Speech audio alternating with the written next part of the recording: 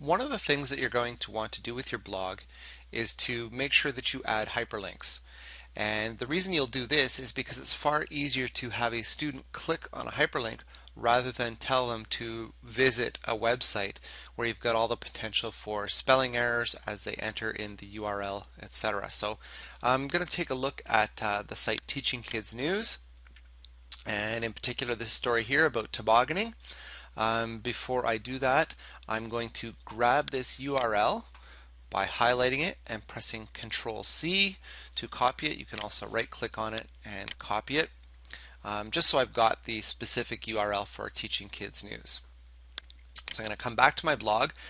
Couple of ways that I can start a new post. Remember, I can click on the new post button, or from my Blogger control panel I can click on the pencil and I'm into a new post. So how to add hyperlinks will be my title.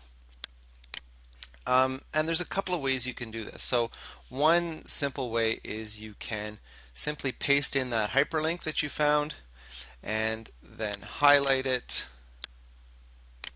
and click the link button, and it's going to turn it into a hyperlink for you.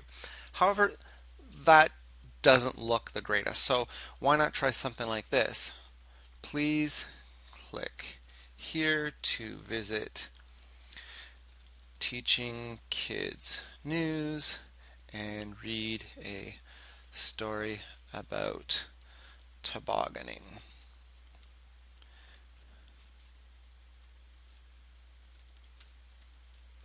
Of course, I can't spell tobogganing right, but that's why we have spell check. So what I can do now is I can simply highlight, please click here, and turn that into a hyperlink. So when I click on the link button now, I'll need to put in the URL teachingkidsnews.ca. One tip that I have is I like to have the links open up in a new window, and the reason is I find that sometimes students, no matter our intentions, click through websites and then end up somewhere you never thought they'd be. If it's open in a new window, it's simply a matter of closing the tab that they have opened up, and they'll be back to your blog, and then it's one click back to where they're supposed to be. So I'll click on that, and now it looks nice and neat. I'm going to publish this just to show you something, and I'll click on View the Blog. And so here are my two hyperlinks, one at teachingkidsnews.ca and the please click here. Now the problem with using a general URL like teachingkidsnews.ca is these stories change over time. So what I would actually recommend is that you scroll down to the specific story you want, or the article on the website, the specific page you'd like, and click on the link for that page. And now the URL that we have is very specific. So even if that particular story or resource moves off the main page of the website, you'll be able to come back to it. So I'm going to highlight that URL. Again, I'm going to copy it, and I will go back to the control panel for my page. Now if I don't see it, remember that I can click on the design page and look at my posts, and here's my how to add hyperlinks post. I'm going to edit this, and now read the article, and I better get the proper title for the article.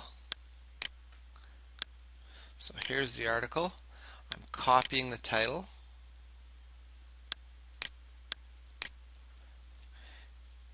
now you'll notice that if I just press Control V and paste it, it comes in with the formatting from the Teaching Kids News website. I'm going to undo that.